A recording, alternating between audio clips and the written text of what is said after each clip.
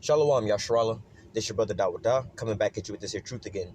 First and foremost, I want to give all praise unto Yahweh, Bahashim, Yahweh Shai, Bahashim, Ruach Kodash. Double, double honors to the apostles and elders of Great Millstone that taught us this truth and that rule well. And salutation and much love for you, Akim, pushing this truth and sincerity on the four corners of the earth and enduring afflictions to feed and edify the elect.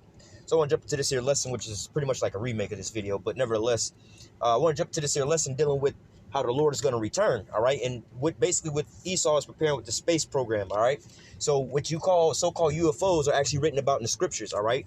These are actually what the scriptures called the chariots, all right? The chariots of Israel, all right? So we're going to go into this Psalms 104 and verse 3 first, just to give, well, we'll start at verse 1. You know, just to give a little backdrop of what these chariots are, all right? They go by many different names, the cloud, whirlwind, and things like that. But it says, Psalms 104 and 1, Bless Yahweh, O my soul, O Yahweh, my power. Thou art very great. Thou art clothed with honor and majesty, who covereth thyself with light as with a garment, who stretches out the heavens like a curtain, all right? Who layeth the beams of his chambers in the waters, who maketh the clouds his chariots, all right? So there you go. When you start seeing these words that we're going to get into about these clouds aren't talking about what you see in the sky, you know, those things that you see in the sky, like, you know, regular clouds, you know, people think that the Lord is going to come back on a cloud or whatever, whatnot. Like when you get in the airplane, you fly through the clouds, all right? That's not like something that you can actually walk on or anything like that, all right? These words are, which we're going to get into, you know, these words, they actually mean something different, all right? It says, who layeth the beams of his chambers in the water, who maketh the clouds his chariot, who walketh upon the wings of the wind, all right, who maketh his angel spirits, his ministers, a flaming fire, all right? So let's go into this here word chariot real quick, because it's a real simple, you know, definition here, all right? In fact, let me go to this word clouds.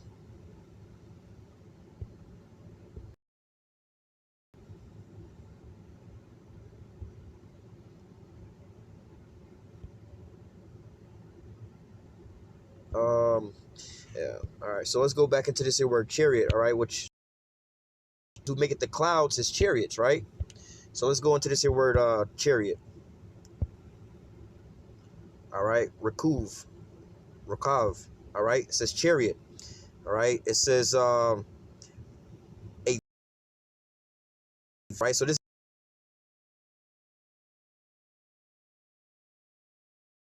is clouds his vehicles, all right? So contrary to popular belief, you know, the Lord, you know, and the angels, they have vehicles that they travel in, all right? You can go into Ezekiel chapter 1, and it breaks the whole thing down for you right there, all right? You know, what's inside of those so-called UFOs and what they look like and everything else like that, all right? So now we're going to go from there to Revelation chapter 1 and verse 7, all right? This is Revelation chapter 1 and verse 7. Behold, he cometh with clouds, all right? This is going back into the same thing we're just going into. The Lord who maketh his clouds his chariots, all right? So it says, behold, he cometh with clouds, and every eye shall see him, and they also which pierced him, and all kindreds of the earth shall wail because of him, even so, amen. All right, so when the Lord come back, he's going to come back in a vehicle, all right? These heavenly vehicles, all right? This is what the world only calls UFOs, all right? So it says, behold, he cometh with clouds, and every eye shall see him.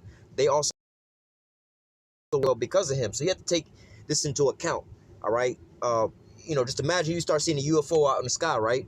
You know what I'm saying? First of all, it's going to be televised. It's going to be all over the whole earth. They're going to be freaking out because they don't know what's in those things, man. They don't know if they come peaceably or whatever, whatnot. Plus, they got all these movies showing you about a so-called alien invasion and so on, which this is all going to happen, you know. But nevertheless, you know, we understand what's inside these chariots and why they're coming, all right? These chariots are coming to deliver the elect of Israel and destroy these other nations and basically take the dominion away from them, all right? So we're going to go from there.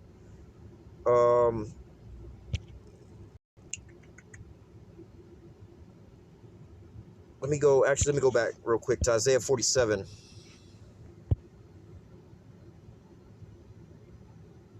This is, well, I'm going to just read verse 3. Isaiah 47 and 3, it says, thy nakedness shall be uncovered, yea, thy shame shall be seen. All right, and this is going into basically America, right? So when you go up to the top, it says, come down and sit in the dust, O virgin daughter of Babylon, sit on the ground, there is no throne. O daughter of the Chaldeans, thou shalt be no no more called tender and delicate.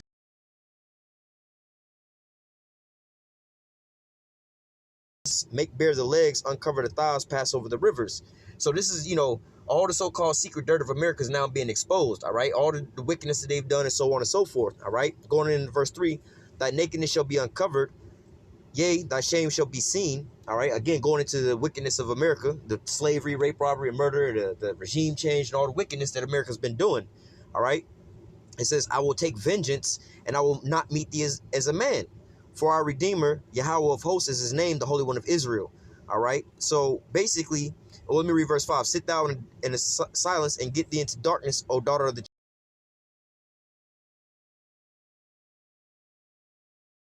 Lord is coming back to render judgment upon this here place called Babylon the Great, which is known, to the world as America. All right.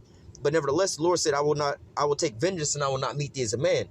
When Yahushua came the first time, he was in a mortal flesh, just like the scriptures say, this mortal must put on immortality, this corruptible must put on incorruption. All right, we're going to be changed in a twinkle of an eye, so on and so forth. All right, that's when we put onto our spiritual bodies, when we, like the scriptures also say, the angels that left their first estate, all right, and they was kept in everlasting chains of darkness. All right, that's us right now in this here flesh. But when the Lord come back, that those elect that's going to be changed, that's not going to wind up dying.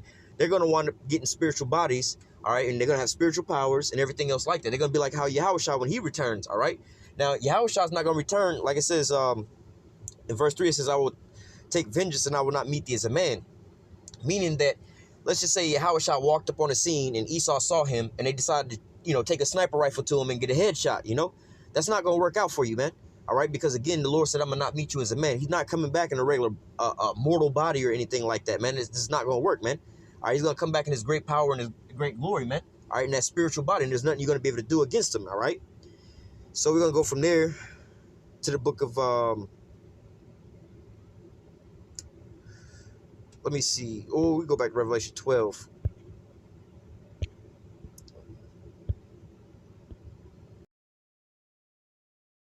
In fact, let me get something else first. This is Revelation 19 and verse 11. It says, and I saw heaven open, and behold, a white horse. All right, now white horse is representation of what? Pure power. White is representation of the pure, and the horse is the power. Just like you measure your car today, what's driving your chariot today is that engine, and they calculate the power in it based off of so-called horsepower. Just like in the olden days, you have one horse-drawn chariot, that's 1 horsepower.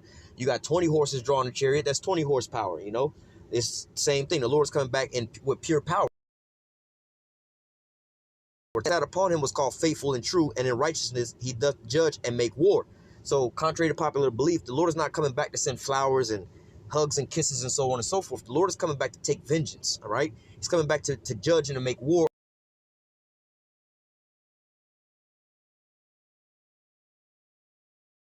As many crowns is because Yahushua is coming to take dominion away from these other nations and these Edomites, all right? Because the earth is given into the hand of the wicked. Esau is ultimately ruling. These other nations also have their, smaller dominions up under Esau or whatever, whatnot. But nevertheless, Jacob or Israel, is up under all these other nations. All right. And so now all the heathens had their time to rule, but now it's time for wickedness to be put out of the earth and now righteousness to reign. All right. Like the scriptures say, Esau is the end of the world and Jacob is the beginning of it that follow it. All right. So now the earth was given into the hands of the Edomites. Now we're seeing the downfall of their kingdom. So now we know that the Lord is about to return and now restore the kingdom unto the children. It's because why? He's uprooting the kings of the earth. It says he had in his Salak, verse 12, his eyes were as a written that no man knew but himself. And he was clothed with a vesture dipped in blood, and his name is called the Word of the Most High. And the armies which were in heaven followed upon him upon white horses, clothed in fine linen, white and clean. All right, so obviously there ain't no horses up in heaven.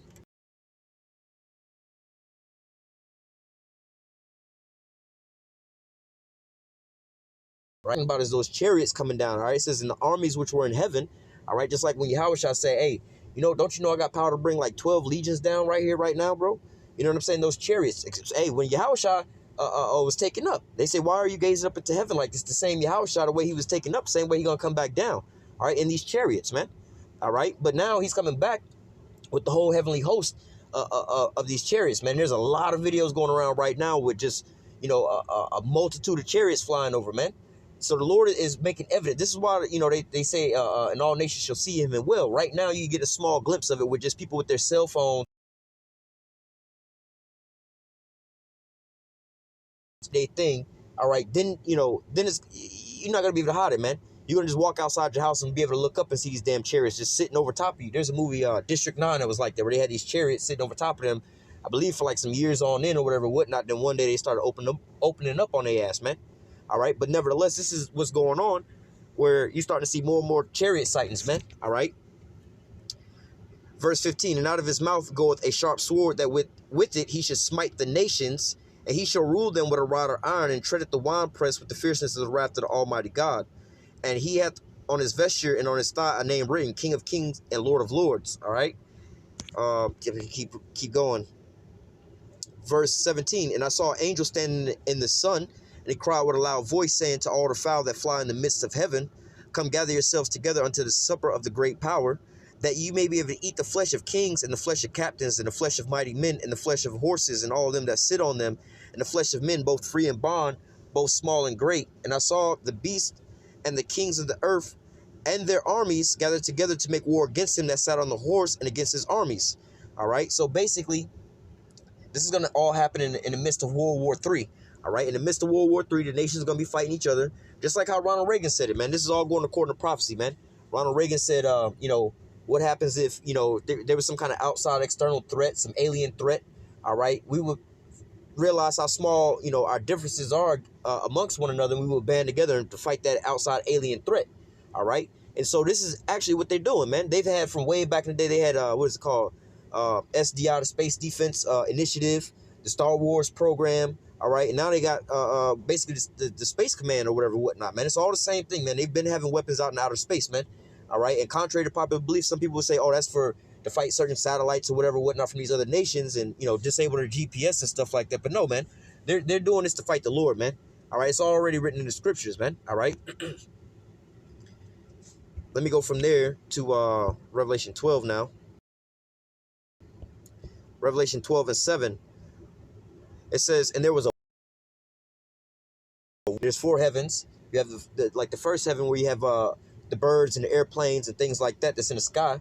All right. You have another heaven, which is like outer space. All right. Then you have another heaven, which is like the spiritual realm where the Most High is at and Yahushua is at. All right. Then you have like pretty much like a condition.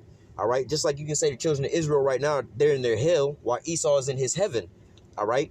And soon we're about to go into the kingdom of heaven, which the kingdom of heaven is going to be here on earth. We're just going to be in a different condition. We're not going to be the slaves of the earth no more, man. We're going to be on top and ruling the earth. All right. But nevertheless, this heaven is talking about in the sky where the birds and the planes fly, man. All right. It says, and there was a war in heaven. Michael and his angels fought against the dragon, and the dragon fought and his angels. Esau and his armies, man. All right. Esau, NATO, and the EU and all of them, man. All right. They're going to, with their fighter jets and everything like that, man. They're going to wind up fighting against the Lord, man. All right. It says, verse 7 again, Revelation 12 and 7. And there was a war in heaven. Michael and his angels fought against the dragon, and the dragon fought and his angels and prevailed not. Neither was there place found any more in heaven. All right. And the part where it says there was neither any more place found in heaven is meaning that he's taking out his rulership. Like we just read, the Lord was coming to take the crowns off the heads of these kings, man.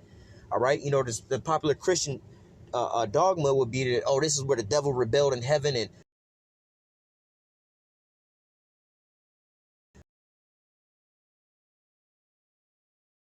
through the earth, see who he may devour, man. You can also read about that in the book of Job, man. All right. It says, and the great dragon was cast out, that old serpent called the devil and Satan, which deceiveth the whole earth. He was cast into the earth, and his angels was cast out with him. All right. Talking about Esau, Edom, man. This is the end all be all for him. This is how he's going to wind up being taken out of power, man. All right. Based off of the fact that, in the middle of World War III, the Lord's going to come back and intervene. All right. So let me go from there to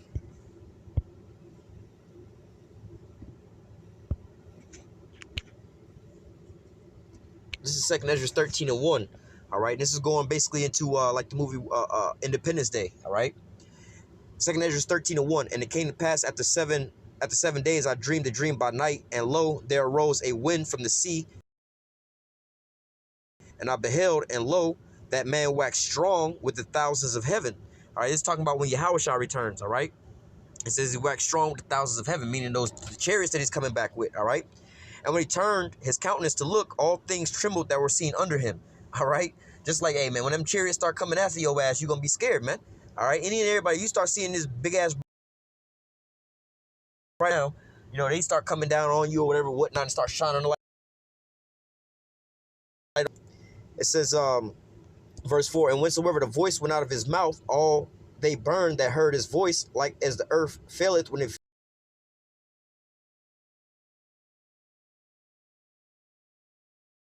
filled the worlds with Tom Cruise. All right, you see those damn sound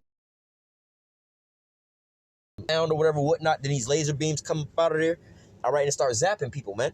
All right, verse 5, and after this I beheld, and lo, there was gathered together a multitude of men out of the number from the four winds of heaven to subdue the man that came out of the sea. All right, and again, this is going to be in the midst of World War III, which will, let me just jump down real quick before I forget. This is verse...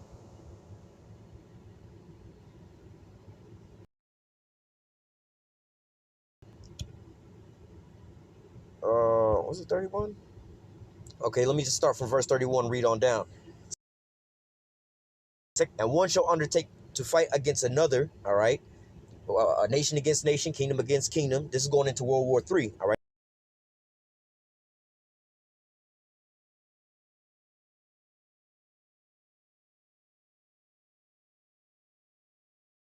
The all-out chaos, everything just chaotic everywhere, right? In the midst of all this, because there's going to be a time of trouble like never before, even unto the same day. All right, since there was a nation even until now. All right, you're going to have everything going wrong, man. You're going to basically have the purge going through the streets, martial law kicking in the doors, you know, the government, so on and so forth, plus World War III on the other side of the earth, you know, in the Middle East and everything like that going on. But in the midst of all of this, you're going to see the chariots come back, man.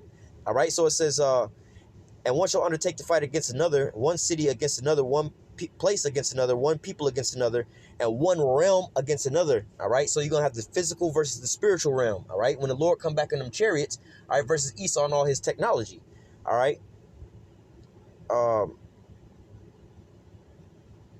Well, let me read verse 32. And the time shall be when these things shall come to pass, and the signs shall happen, which I've showed thee before.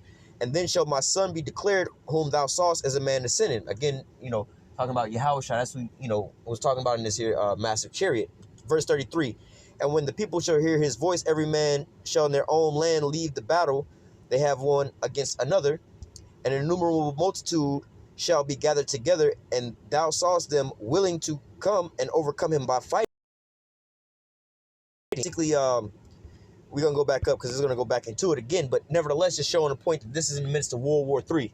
All right, like you know, Ronald Reagan wound up saying, man, they would put their differences aside to basically fight against this outside alien threat. All right, and this is what their plan is to do, is to fight Yahweh. So let me read verse 5 again. And after this I beheld, and lo, there was gathered together a multitude of men out of the number from the four winds of heaven to out of the sea. But I beheld, and lo, he had graven himself a great mountain and flew up upon it. And I would have seen the region. All right, talking about how big this chariot was, all right, because it was from side to side, you know, as far as your peripheral could see, man. All right, it's like if you look on YouTube, look up what a shelf cloud looks like. When you see them clouds rolling in, it like a big ass chariot, but it take up the whole sky, man. You don't see one end of it to the other end of it, all right? Or like in the movie Independence Day, when they first seen that chariot, if you were standing between them buildings, you look up, it looked like the whole sky is covered, man. You can't see from one end of the chariot to the other, and you just see chariot all over the place, man. All right, that's how big this thing was. Verse 6, and I beheld, and lo, he had graven himself a great mountain and flew up upon it. And I would have seen the region of the place wherein the hill was graven, and I could not. And after this I beheld, and lo, all they which were gathered together to subdue him were sore afraid and get durst fight. You know, and dealing with this, you know, I was speaking with one of the brothers the other day about this, but nevertheless, hey man, you know about the new Chinese fighter jet, the 5th generation one, and the Russian one, which is like the same plane. They got artificial intelligence in them planes. They can fly them planes with AI without pilots, all right? The F-35, they're trying to work on that now. They've been working on it, but they ain't got it yet. But nevertheless, as the Lord is allowing these Edomites to increase, he's actually putting a spirit on these Edomites to increase their weaponry right now, man. This is why you're seeing laser weapons being developed. This is why you're seeing AI, drones, robots and all this shit that they got coming out now. You know what I'm saying? Hypersonic missiles and everything like that, man. All right. The reason that they're getting all this is the Lord is putting a spirit on them. All right. Because first of all, none of these people are a match for what the Lord got for them to begin with. The Lord won a real fight, man. All right. But nevertheless, it says, and after this, I beheld and lo, all they which were gathered together to subdue him were so afraid and get durst fight. They're going to see all this and they're going to be afraid and they're not going to really want to fight the Lord, man. All right. All it's going to take is for them to start intercepting one of these chariots or whatever, whatnot, and shoot a nuclear missile at it and see that well, hell, there's a video, and I was speculating off of this.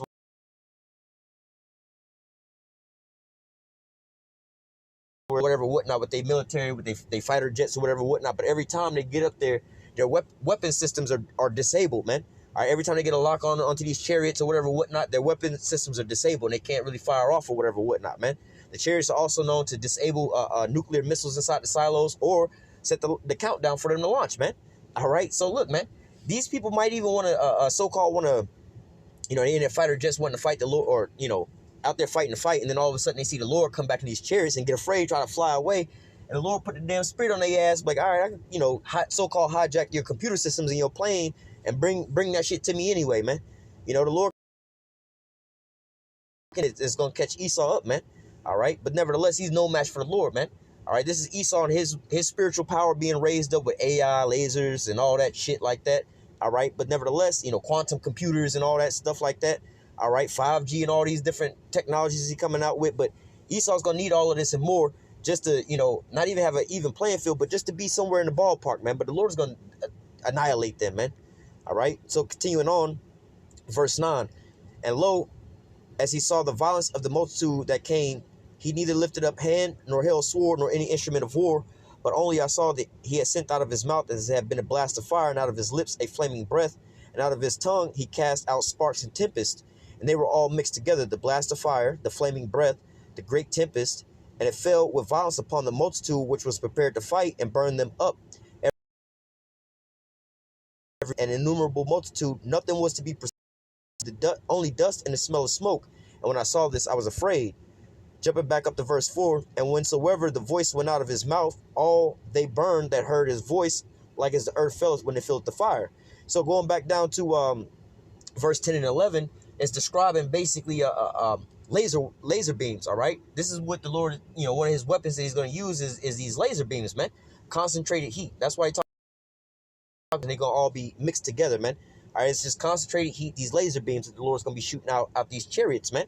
All right, if you want to get a visualization of that, you know what I'm saying? Like you read, let me read 10 and 11. But only I saw that he sent out of his mouth as it had been a blast of fire, and out of his lips a flaming breath, and out of his tongue cast out sparks and a tempest. All right, going back to that movie Independence Day, when you see that chariot open up for the first time, and then people on top of that building with their signs, and that chariot opens up, and then that destroy that whole building. All right, it says all they were mixed together, the blast of fire, the flaming breath, and a great tempest fell with violence upon the multitude which was prepared to fight, and burned them up every one, so that upon a sudden of an innumerable multitude nothing was to be perceived, only dust and the smell of smoke. And when I saw this, I was afraid. All right, and you go back to 9/11, you think about how all that material that was in those buildings, all right, all the metal, all the concrete, all the wood, plastic, rubber, people that was in there, within seconds, all right, less than free fall speed, all of that material was turned into what? Dust and scene out of the movie World of Worlds when them chariots was using the laser beams and zapping people, man. All right, and then Tom Cruise is running and he's just being covered in dust, man. You actually saw that happen in 9/11, man. And, just looking at that, hey, they could have used a damn laser weapon, one of those, what they call a direct energy weapon, basically like a laser beam. You know what I'm saying? And in a second, all that building just turned, all that matter turned into dust and the smell of smoke, man. All right. So let me go from there to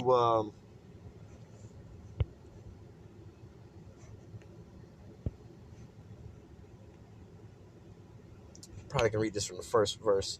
Isaiah 31:1. It says, woe to them that go down to Egypt for help and stay on horses and trust in chariots because they are many, and horsemen because they are very strong, and that look not upon the Holy One of Israel, neither seek the Lord. All right, because you got to have, dealing with our people first and foremost, they're going to want to put their trust into America, man. You talk to, especially these Edomites, we got the best military, the greatest military, nobody can take us down, and so on and so forth, and everything like that, man. All right, but nevertheless, like the scriptures say, woe unto you that put your trust into Egypt, man. I was watching a video the other day about if all the nations together came against America, basically to go to war against America, and only America without NATO and the EU, all right, was able to fight them all off, who would actually win? And looking at the shit, technically America would win, based off of they have the world's largest navy, and not all these other nations really have a navy quite like that, and their navies aren't based to be able to go around the world. All their conflicts is right there in the regional area. You know, for America, all their problems are going to be on the other side of the earth. So they're going to, primarily they're going to need to have shit to be able to start a war from over there. So that would give them the advantage, that and their Air Force, all right? So, you know what I'm saying? But ultimately, the Lord is going to have this thing happen, all right? He's going to have it, again, people think that their military is so mighty, but ultimately when NATO and the EU come against America and everything like that, they're going to be fighting in the midst of World War III with all these other nations, all right? But ultimately, the Lord is going to come and put Esau down for the final count, man, all right, with these chariots, all right? Jump down to verse 3. It says, now the Egyptians are men and not power. Their horses are flesh and not spirit. All right, going back into what? Like I said, they have these AI planes. They have AI technology, these DARPA robots and so on and so forth, laser weapons and all this technology or whatever, whatnot, man. So when you look at it, that's their spiritual power on the left-hand side, but it's all mechanics and things like that, man. All right, the EMP blast would knock all that shit out, render it all useless because they don't have electricity no more, man. All right, but ultimately the Lord is in control of all these things, man. So he can just turn all that shit off all at once, man.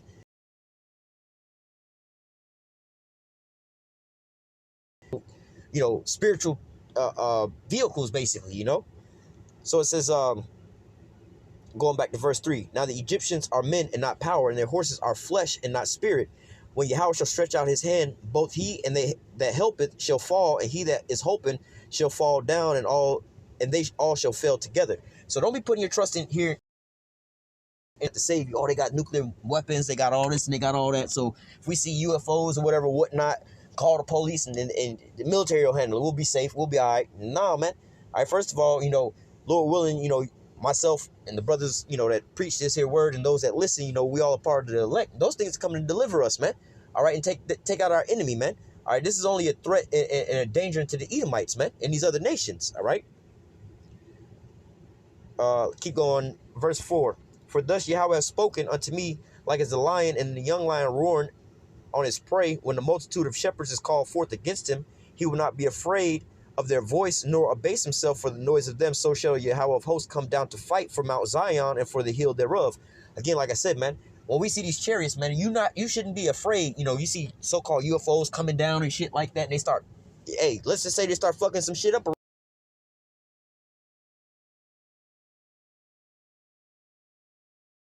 All right, let me read the end of verse 4 again. It says, he will not be afraid of their voice, nor abase himself for the noise of them. All right, talking about Esau and his weaponry and all this stuff that's coming down. It says, so shall Yahweh of hosts come down to fight for Mount Zion and for the hill thereof. So the Lord gonna fight for us. As birds flying, so will Yahweh of hosts defend Jerusalem. Defending also, he will deliver it, and passing over it, he will preserve it, man. All right, so the Lord gonna come in and defend us. All right, gonna send Yahweh and the angels back in the chariot. Also deliver us with these same vehicles, man. All right, you might be out and about running or whatever, whatnot, getting chased down by some tanks or whatever, whatnot, fighter jets, whatever, man. DARPA robots, and the Lord send these chariots to start fucking all that shit up, man. All right, then all at the end all be all, you still out here and about going through all these different plagues. Then all of a sudden you look up and you start seeing nuclear missiles start raining down on your ass, and then that's when you supposed to, hey, call hello, Yahweh Shem Yahweh Shah. It's time to go home, baby. You know what I'm saying? That's when them chariots are gonna come and deliver us, man. Lord willing, we be a part of that number. That's what's gonna happen, man. The Lord, beam me up, Scotty. That's how we going home, man. All right. So we're gonna go from there. A couple more to go real quick to the book of Zechariah, chapter 5. We're gonna start at the top. Then I turned and I lifted up my eyes and looked, and behold, a flying roll. And he said unto me, what seest thou? And I answered, I see a flying roll. And the length thereof is 20 cubits, and the breadth thereof is 10 cubits. All right. And back in these days, they didn't have anything really. They didn't have airplanes and stuff like that flew in the sky or anything like that. And it was way more clear in the sky. And chemtrails all in the sky and light pollution and all this extra stuff that's going on in the sky, so where you really can't see what's up there. You know what I'm saying? Especially living out in the middle, look up and see, straight up into the sky. It's a clear sky, man. All right, so they knew when they seen these chariots flying over and everything like that. Just like when the Lord came and delivered us from out of Egypt, man. That cloud by the cloud by day and that fire by night, man. All right, those other nations, their heart was melting because they seen the destruction, they heard about it, and they seen that the children of Israel was being led by this big ass chariot, man. Nobody really wanted to fuck with them after that, man. Then he saith unto me, this is the curse that goeth forth over the whole face of the earth, and for everyone that stealeth shall be cut off, as on this side according to it, and everyone on that sweareth shall be cut off on that side according to it. All right, going into, you know, Esau stole us, opened out the house of the prisoners. All right, Yahushua coming back to set the prisoners free, roughly paraphrasing. All right, and then there's also a law, if you was to steal a man and he be found in your hand, you was gonna be put to death, man. Esau is literally gonna be caught red-handed, man. All right. Verse 4, and I will bring it forth, saith Yahweh of hosts, and it shall enter into the house of the thief. All right, that's Esau. And into the house of him that swear falsely by my name, and it shall remain in the midst of his house, and it shall consume it with the timber thereof and the stones thereof. All right, so, you know, the ICBM missiles, the nukes, and then also the chariots is what's going to wind up finally taking this here place up out of his position. All right, we grab one more. We're going to close 66 and 15. It says,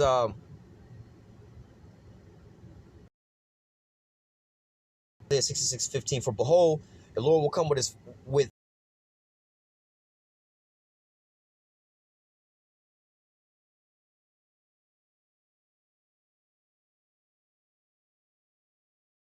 many. All right, so basically, you know, this is when the Lord comes back. He's gonna come back with these chariots, all right, to render judgment and make war against these other nations, man. All right, and he's coming back in what they call so-called UFOs, man. All right, so what the world calls so-called UFOs, man. Would you go on YouTube and you see all the videos in the sky, and you start seeing these lights and whatever, whatnot, and you know it ain't like what you've ever seen before. Hey, just know that your salvation is nearer than what you've ever believed before, man. All right, so I'm gonna go ahead and close out with that. Lord, on this here lesson was edifying unto the elect. Until next time, I say, call halal Yahweh, Bahashem Yahushai, Bahashem Rakak Kodash. Double honors to the apostles and elders, a great millstone that taught us his truth and that root well. And salutation and much love for your octane pushing his truth and sincerity on the four corners of the earth and enduring afflictions to feed and edify the elect. Until next time, I say, stay strong. Shalom.